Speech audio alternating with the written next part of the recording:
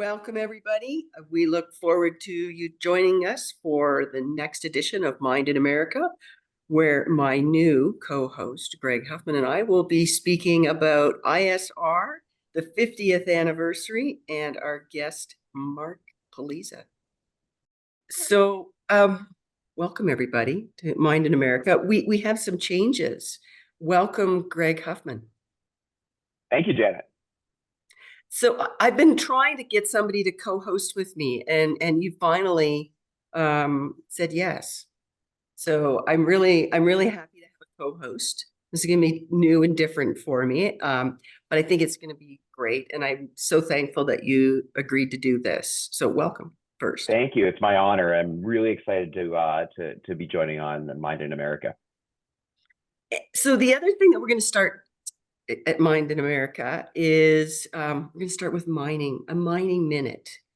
And Greg and I talked about this, and I'll let you speak to why we're going to do this as well. But really, I just don't think there's enough good stories out there about the positive impacts of mineral extraction history in the United States. We always hear one version, but we never really hear these fabulous stories about discovery or creation of wealth or development of infrastructure. So that's why I wanted to do it. So I want to hear what you have to say, Greg.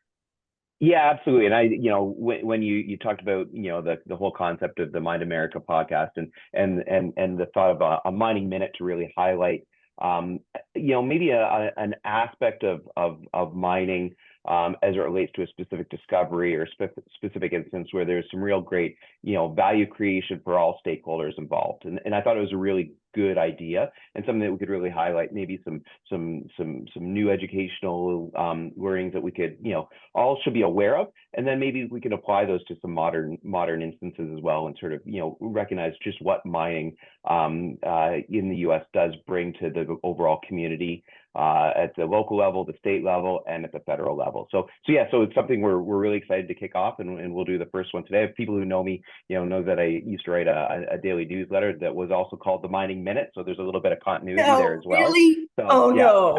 Absolutely. So no, it's great. So this is the new generation of the Mining Minute for everybody. It's a little bit different, but we're really excited for it.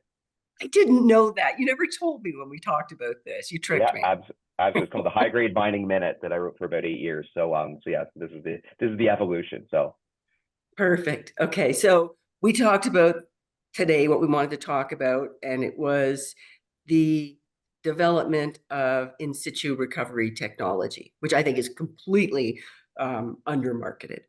Absolutely. So we're going to talk today about something called the Clay West project in Texas. And this is really where it all began. And why we're going to talk about it now is and we thought it was a really good segment for the very first of our Mine in America Mining Minutes, is we're approaching the 50th anniversary of the first commercial scale American ISR uranium operation. And that was the Clay West project in Texas.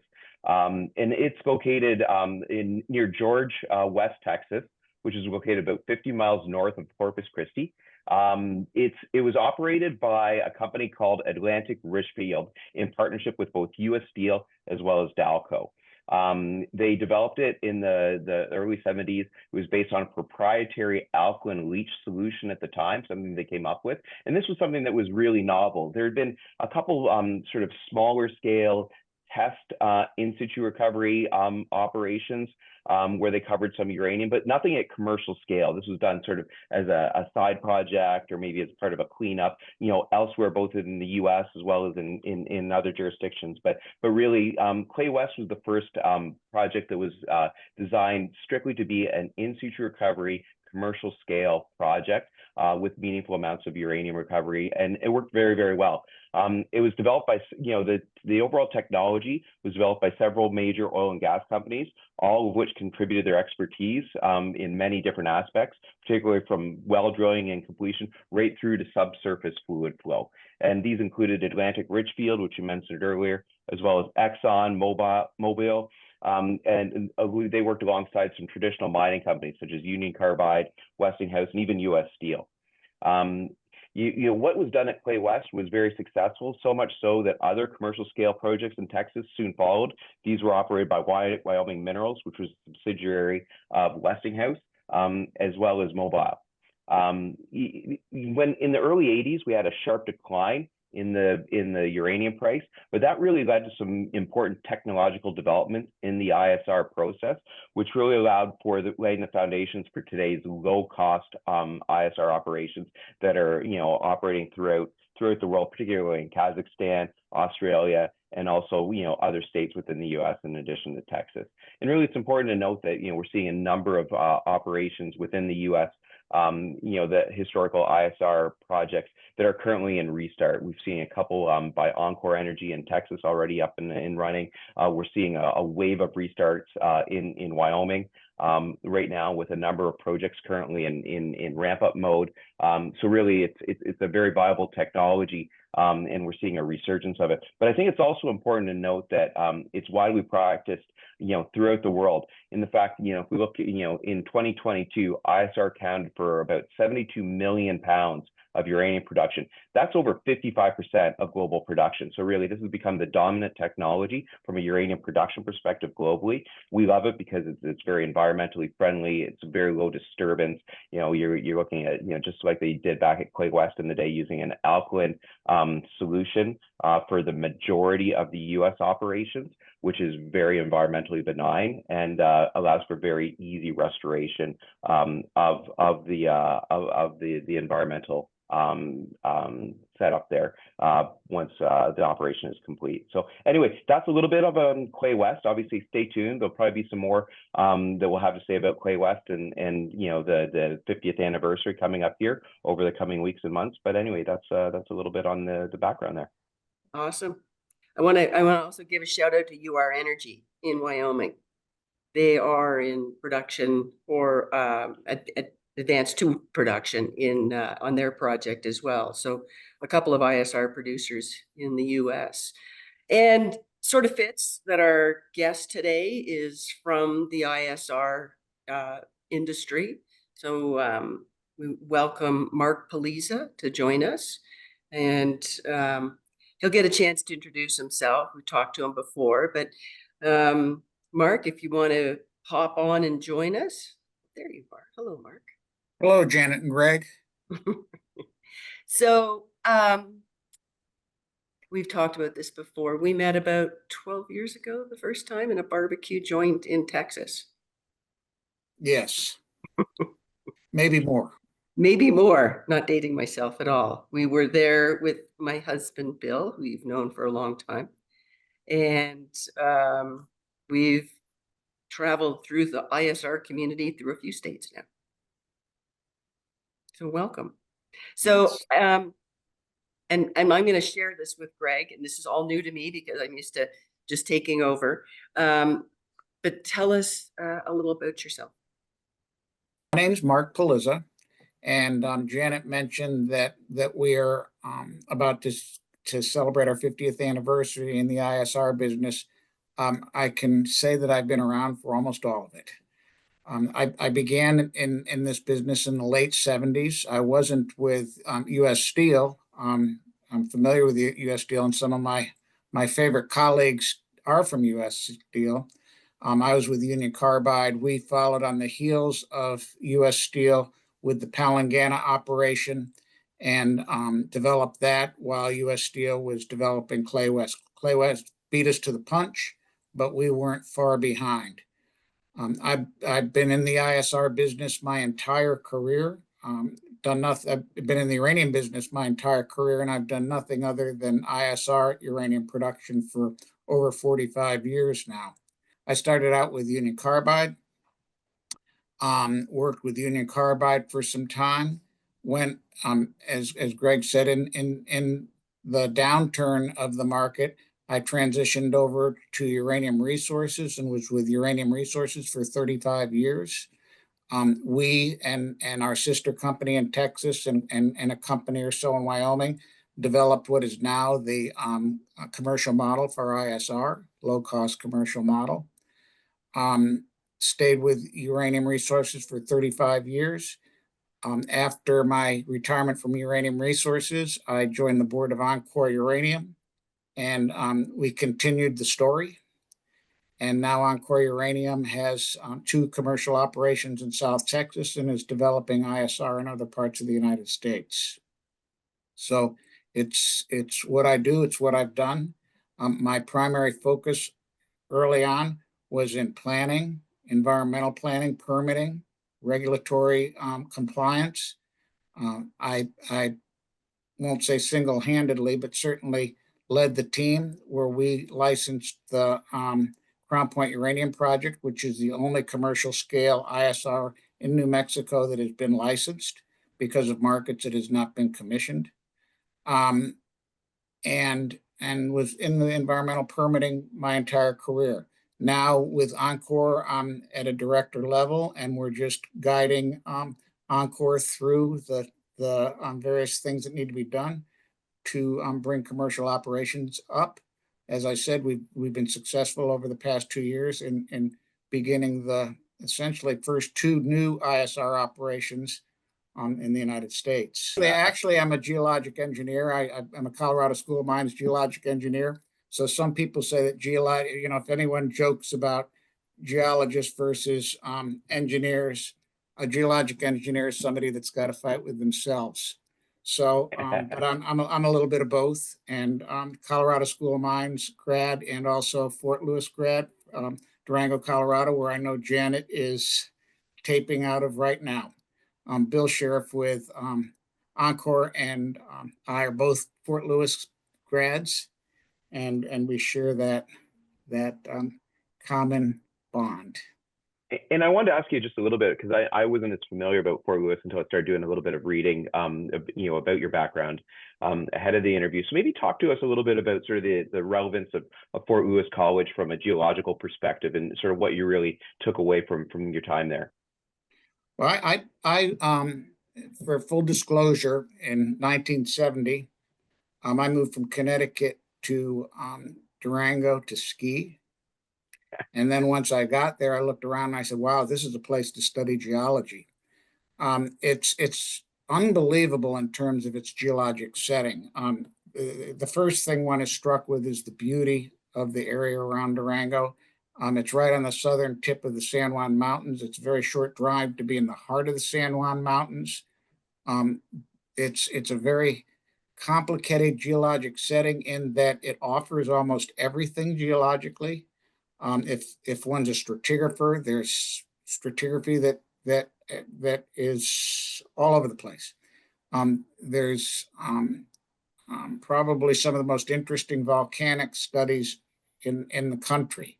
There's metamorphic, if you're into the older stuff, the 1.5 billion year old stuff, there's metamorphic rocks that can be studied.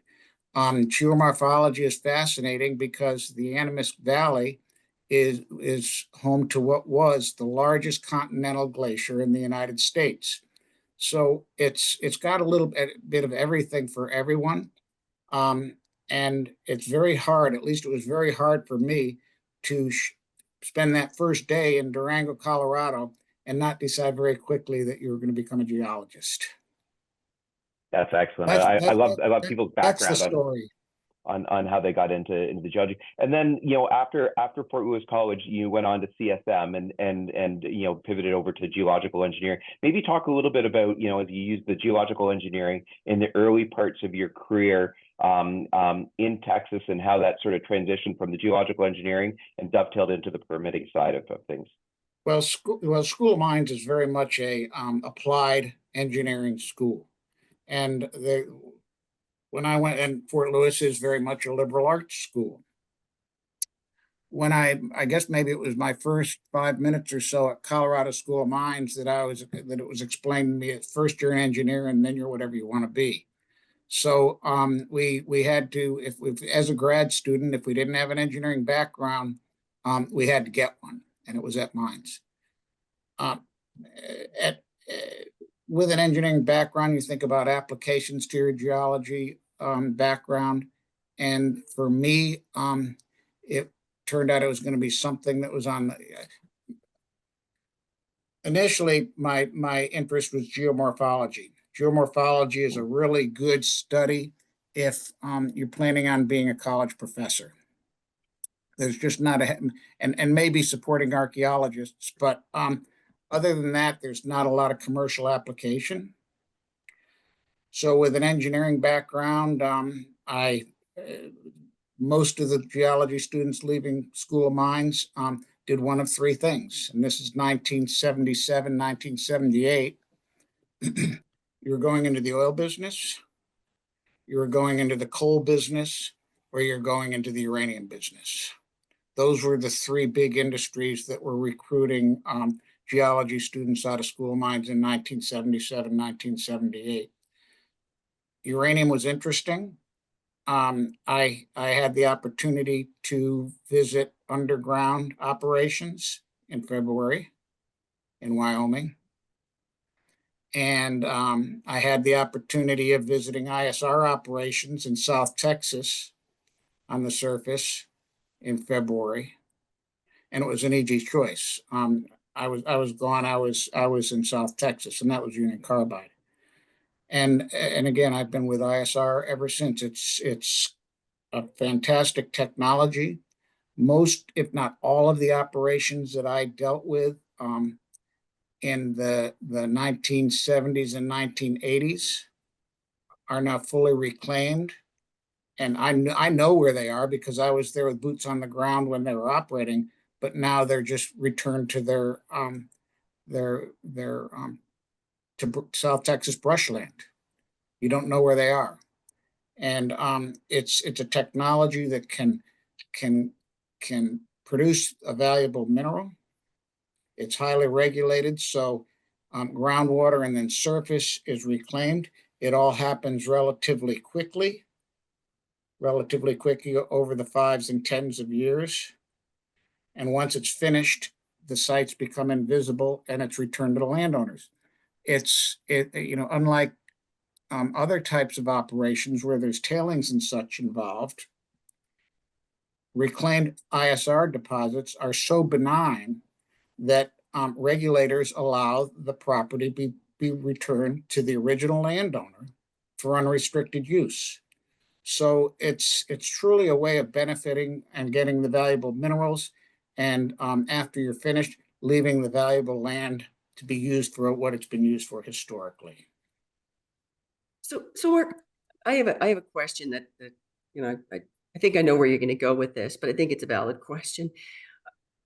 ISR is such an amazing technology that extracts the minerals and has the ability to reclaim the land and the water to its original state, and it's proven. Why don't more people know about this? Maybe it's the same reason that why are there so few geologists in the United States? It's a niche industry. It's just not. It happens. It's the minerals produced. The very limited market, nuclear power, that purchases the uranium is interested because they're interested in keeping nuclear reactors going. That's 20% of the electricity in the United States. And I think the average, this is a guess, but I think the average citizen in the United States, their concern is just that when they turn on their lamp, that the power goes on. They may be a little bit more concerned that the generators are generating electricity so their lamp goes on. But I don't think there's a lot of thought given to where the fuel comes from to run the plant that generates the electricity to make sure that their lights go on, at 5 o'clock at night. That's speculation, but I think, Janet, there's just no other reason for people to be worried about it. It hasn't. We haven't developed a huge amount of publicity, or any publicity for that matter, as a result of problems. We just go along our business, produce our mineral. Again, in South Texas, driving by the properties that were produced 30 years ago, no one would know that they were ever that they ever had any operations on them because they've been returned to unrestricted use. There's no So legacy left behind.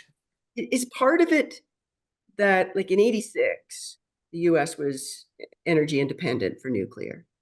And then the Cold War and other factors started farming out to buying its uranium elsewhere. So do people just didn't want to talk about nuclear, and that kind of fell into it? So the technology started moving to other countries and still continued, but it just sort of fell off the radar. The United States, there was a lot of people that were against additional nuclear power. Certainly, it's been well publicized in Europe and other places where there was a lot of nuclear power generated, where public opinion turned against nuclear power.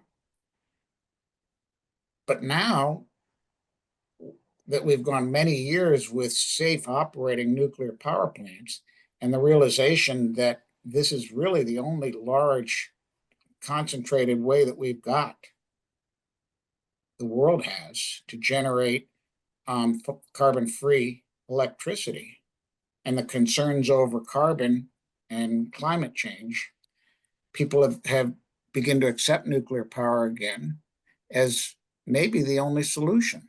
I joke they're not building rivers anymore, and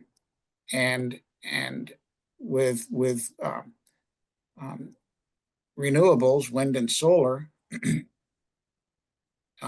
no wind, no TV. So they don't have the capacity factors. By definition, they don't have the capacity factors that nuclear power has. So for concentrated base load, carbon-free electricity, it's really our only option at this point in time. And the world is waking up to that.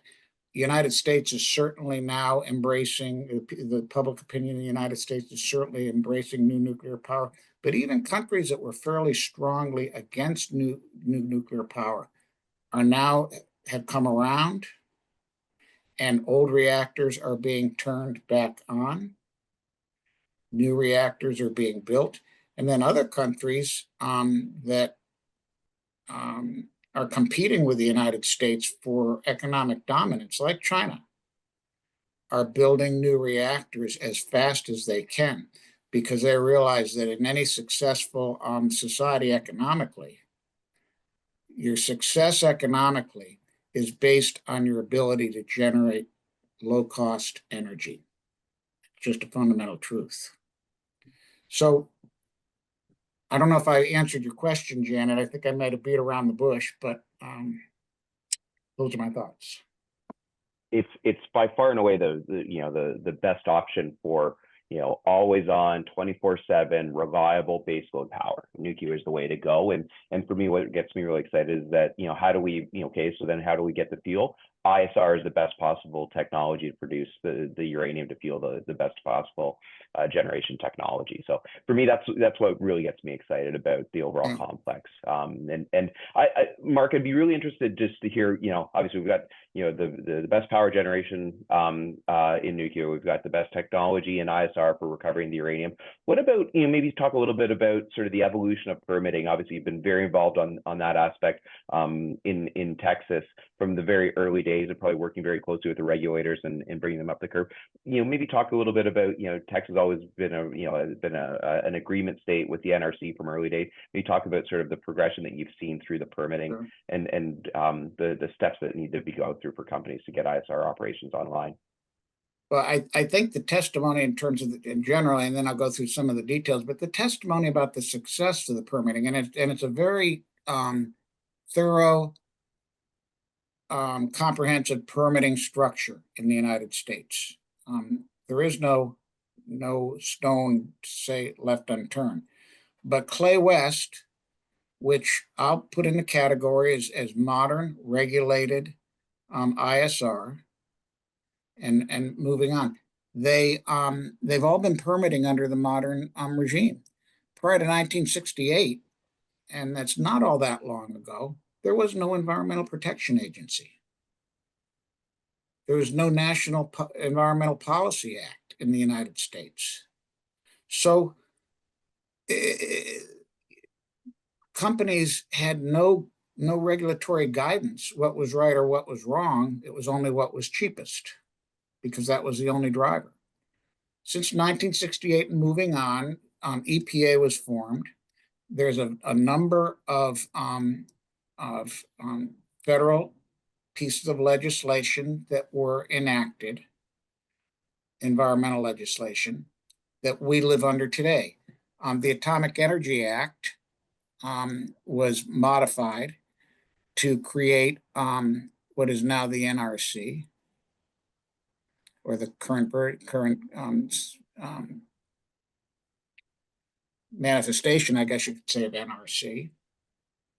And NRC on a federal level regulates source and byproduct material. Source material is uranium. Byproduct material is the waste left over after uranium is produced. So they regulate it both. They're both radioactive. So the Atomic Energy Act regulates radioactive materials.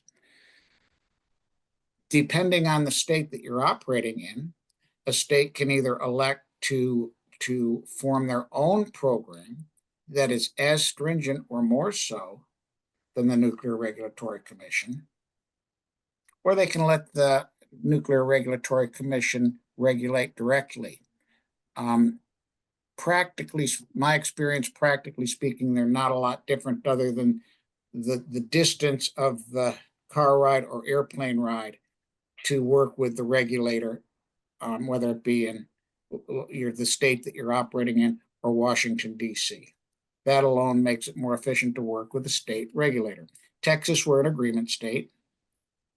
That means that the Texas Commission on Environmental Quality, their radioactive materials division, regulates the NRC program here in Texas. They regulate all uranium mining, in situ uranium mining, or uranium recovery. Then conventional mills, they regulate 1182, or the waste that is generated from ISR operations and its safe disposal. The NRC regulation covers almost everything, cradle to grave. It covers the process facility. It covers wells, well field, groundwater restoration. And probably most importantly, it establishes bonding and bond amounts. And that may be one of the most important differences between, I'll say, pre-regulation and post-regulation mining activities in the United States in general. Pre-regulation, there were no regulations to require bonding. Post-regulation, in order for a company to start its first day of operations, financial security to cover the entire cost of reclamation has to be in place before you can start. And that is never released until reclamation is completed. So in the days of old, there was no incentive there was no incentive for a company to, there was no requirement for a company to reclaim, and no requirement alone meant that reclamation generally lagged. But now, not only does a company have the requirement that reclamation be conducted, but they have to get the reclamation completed in order for them to get the bond released. So there's a strong incentive for companies to do it. And it's worked. As I said, it's worked. Drive South Texas, look at the ISRs, and no one can see them because they've been reclaimed and the bonds have been released. So you came into the industry post EPA establishment in '68. That's correct. So you've lived in this world. So the question I have is, what was it like when you were working in the industry back then? Because really a lot of what you did created history. But I'm sure you weren't thinking that you were creating history in this new industry as you were doing it. But what was it? Were you aware that this was a technology that was going to take over the future? I can't say I was aware that it was a technology that was going to take over the future. I'm happy that it did. But, well, again, 45 years ago, the NRC program was relatively well established because that there were conventional mills in Texas and across the United States. And at the time, that was their primary regulatory responsibility. And I hate to say radiation is radiation, because not only do we deal with radioactive materials, but we deal with all of the ISR components that a conventional mill does not deal with. NRC considers ISR milling underground. It's not really mining. It's not mining at all. So they consider it milling underground. So they regulate the whole thing. And I never had a lot to do developing that, other than working with regulators and mutually learning both ways. What I did have a lot to deal with is sometime after I began in my career, EPA promulgated what are called the Underground Injection Control Regulations under the Safe Drinking Water Act. Again, like NRC, a state has the opportunity to either be an agreement state and have regulations that are as stringent or more so than the federal regulations, or let the feds regulate. Well, Texas, they're not going to let the feds do anything. Texas is very independent as a state. So I worked very hard with the state of Texas and other industry participants. And we worked together developing the Texas State Underground Injection Control Program, which had been early on in 1982, I think it was accepted by the EPA, where Texas could be granted primacy as an agreement state. So Texas regulates through the Atomic Energy Act. Texas regulates under the Safe Drinking Water Act. So it's one-stop shopping here, with exception of one thing. EPA still has a approval required for what's called an aquifer exemption. And that's because it's the way the regulations are written. And what an aquifer exemption does is recognizes that the water in an area that's going to be produced for uranium is not suitable for drinking now or never will be. And it's sort of, it's an institutional control that's placed over water under certain boundaries, because it's mineralized with uranium. And that is something that's done by EPA, but it's approved by it's done by the Texas and recommended by Texas, but final approval is required for EPA because it's considered an amendment to the state's underground injection control program. Mark, maybe if you mentioned the aquifer exemption, and maybe if we get into a little bit more detail. I think a lot of people, probably don't have as good of an understanding maybe as we could, or maybe some confusion around it. Maybe you could walk us through sort of what the process is for classifying, areas that are to be produced from, and then what restrictions go into that. Sure. So the centerpiece for the Federal Safe Drinking Water Act's regulations is to protect drinking water. It's not acceptable to contaminate drinking water in the United States. They did this knowing that not all places would water naturally be acceptable as an underground source of drinking water.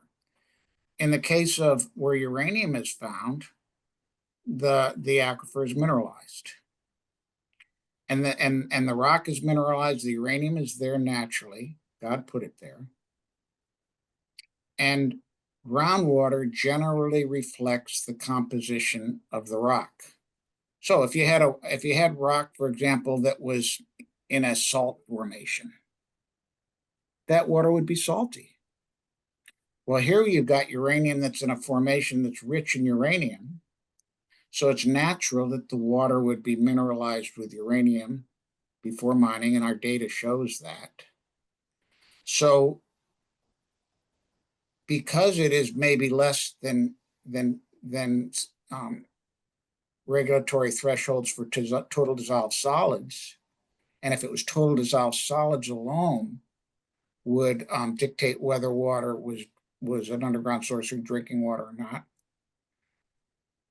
There's other things to consider, and here we have to consider that uranium and maybe some of the other uranium-related minerals are so high that the water could never be used for an underground source of drinking water. So Texas regulators evaluate that situation. They propose to the Environmental Protection Agency that it's not suitable for as an underground source of drinking water. And the EPA acknowledges that it is not. And in doing so, they issue what's called an aquifer exemption, which means the water cannot now or ever be used as an underground source of drinking water in the area where the uranium is going to be recovered. And they assign boundaries. And it's really good because uranium and a lot of other things in water are tasteless and odorless. It's good that this has been identified and an institutional control has been put in place. Mark, I was wondering, just, as we're starting to see a number of restarts throughout the U.S. of past producing ISR operations, maybe if you could talk to us a little bit through your long career, what you've seen change from a technological perspective and where things are going. Obviously, there's been incredible breakthroughs from oil and gas related technologies. Are some of those applicable within the ISR fields, or what's really being done on the cutting edge of research right now? Well, we started back in the late 70s, and when we say alkaline leach, some of the early alkaline leach solutions, the alkaline chemistry was ammonia bicarbonate.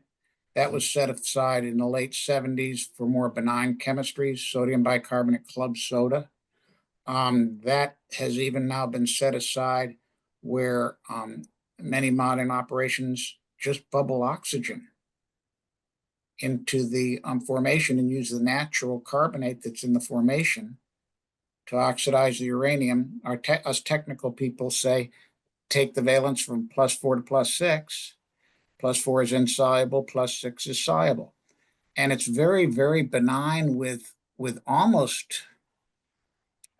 oxygen, just oxygen bubbled into the formation to oxidize uranium. It's like rusting a nail. There's been improvements in the actual operations. We've improved ion exchange technology. We've made it more efficient. The scalability that we've achieved over the years, going from relatively small operations with small deposits to scaling up to larger operations with lower costs. These are the things that we did in the 80s. And unfortunately, into the 90s and almost to just a few years ago, the industry was not all that active with new developments because there wasn't an economic stimulus there to drive it. We're now working on and then there's other things like logging technology that was developed in the early 80s to now, where we've got improvements in the way we log and look for uranium underground. Prompt fission neutron technology and such. So these are the technical items that we moved in what I'll call the last cycle in improving uranium. What's going to happen in the future? Well, environmental standards have become stricter over the years, even while uranium production was maybe not that active and not necessarily geared toward uranium, just environmental standards in general. The desire to conserve groundwater, especially in the arid West, has become a big issue. So I have been working over the past couple of years with Los Alamos on new restoration techniques, where much like now we're producing uranium in situ, basically by circulating water. We're looking at restoration techniques, which will restore the groundwater in situ, so we can use less groundwater during the restoration process. And the restoration process is the most water consumptive portion of ISR. But if we can restore groundwater in situ like we produce in situ, and we're making good progress, then it'll be a big benefit where water consumption is a concern. There are other things we're doing at Los Alamos on the production side. We're looking at new ways of measuring oxygen in groundwater in real time, which will make our operations more efficient. We are looking at other ways to introduce oxygen to the formation that may be more efficient. Nanotechnology really didn't even exist 30 years ago, and now we're looking at oxygen introduced as nano-sized bubbles versus the Alka-Seltzer we deal with right now. More surface area, more efficient. And then just other things. We're just looking at moving the ball forward technically, because for industry, and maybe more important for Department of Energy and the government, they're wanting to see our technology improve, and they're wanting to see us be the leaders in those improvements. And Los Alamos is just, me working there as a scientist, it's a very impressive place to be with a lot of very smart people. And now that they've got the mandate to do it from the DOE, it's great working with a team of smart people moving the technology forward. I'm just going to say that, just for clarity for people who aren't familiar, that's Los Alamos National Labs. Correct. Yes. Okay. Perfect. And DOE, Department of Energy. Energy. Okay. I know we've been here. It's been a long podcast. It's been fabulous. And I know I wanted to see how Greg. Anything else you wanted to talk about? I guess maybe, one last one just for me to end on. Would love your thoughts, Mark, just on the ability of the U.S. to really ramp up ISR uranium production. What do you think is the U.S. is capable of? Obviously, as you said, the uranium's where God put it. Put a lot of it in the U.S. in various different states. Wyoming, where we operate at nuclear fields. Down in Texas with Encore. What do you think, the U.S. could be capable of from an ISR production perspective? Well, of course, the market will have to support it. That goes without saying. But with market support, there's abundant resources in the United States that can be developed. Texas and Wyoming both have well-defined resources. New Mexico has huge resource potential remaining. New Mexico in the past was the largest uranium producer in the United States. The resources are in the ground, and ISR technology will work. Probably the most important thing that we need to do with our ramp up is ramp up people. And it's been a long time. There's a little gray hair here. And I'm kind of one of the young guys. There just aren't a lot of people left that have experience in the business. I know with my work at Encore, we're working really hard to bring in young people and bring them along, with a technical ramp up, if you will. And other companies are doing the same. So it's going to take some time, but we've done it before. ISR, there were many operators in the late 70s, early 80s. It fell back, but everything that drove it in the late 70s and early 80s, smart people will be interested in the industry and want to get involved in the industry right out of school if they know that there's a good future. And it'll take some time, but I have no reservations at all that those smart people will come along, and we'll just continue to build off of where we left during the last cycle before. I'm going to kind of summarize what I heard. So we need political will, we need community support, and the big one, we need more engineers. We need the schools and geologists. We can't leave them out, can we, Janet? No, I better not. I know that there's been a real cutback in School of Mines across the U.S. and that's got to reverse itself. And I think that's an important part of moving forward. There was a period there, and it's not only uranium, where the mining schools in the United States were almost abandoning extractive technologies right across the board. Yeah, I had a meeting once with the president of the university in Rapid City. And that was my education on how much we were cutting back on producing engineers. You know, in the United States, there one of the strongest Department of Interior agencies used to be the Bureau of Mines. It's been eliminated. Have you read Ned's book? No. I'm gonna put a clip on for people to he has a great chapter in his book about how it all started to sort of disassemble after they canceled the Bureau of Mines. It just, and the USGS was essentially an agency that identified and produced literature on resources in the United States. That's really not their mission at all anymore. Not that their mission anymore is, with mainly an environmentally focused mission isn't important, but so is resource development. We've given it a lot of it away. Sometimes we've given it a lot of ways. Some countries that are good friends to the United States, but we've given it away to some countries that really aren't. They don't have our interest in mind. So we need Mind in America. What a great way to go. What a good way to end. Thank you, Mark. That was a very, very insightful analysis of and sort of walk through the history and future of ISR technology that relates to uranium. So really appreciate your time today. Janet, thank you very much for inviting me to co-host, and look forward to the next edition of Mind in America. Thanks everyone, and have a great week. Thank you. I enjoyed it. Thanks all.